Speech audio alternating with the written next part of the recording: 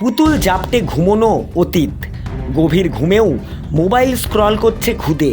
মা বাবাকে কাঠগড়ায় তুললেন নেট নাগরিকেরা। 8 থেকে 80 সকলেই এখন রিলের নেশায় আসক্ত। বাস, ট্রাম থেকে শুরু করে আড্ডার ঠেক, সব জায়গাতেই একজন হলেও এমন মানুষ থাকেন যার চোখ মোবাইলের পর্দা থেকে সরে না।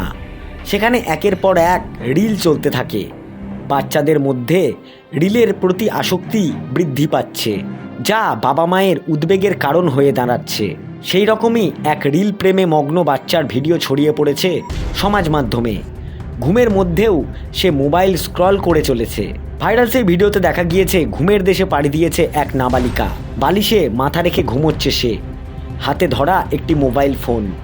হয়তো সেটি ঘাঁটতে ঘাঁটতেই ঘুমিয়ে পড়েছে সেই নাবালিকা, কিন্তু ঘুমের মধ্যেও সেটা ঘেঁটে চলা থামাতে পারছে না সে।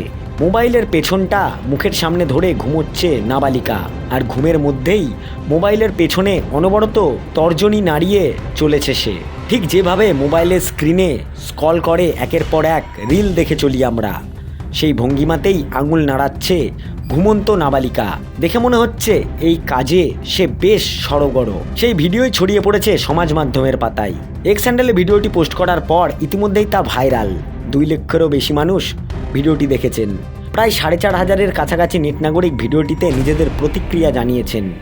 ঘুমের মধ্যেও নাবালিকার মোবাইলের প্রতি আসক্তি নেট নাগরিকদের মনে উদ্বেগের সৃষ্টি করেছে।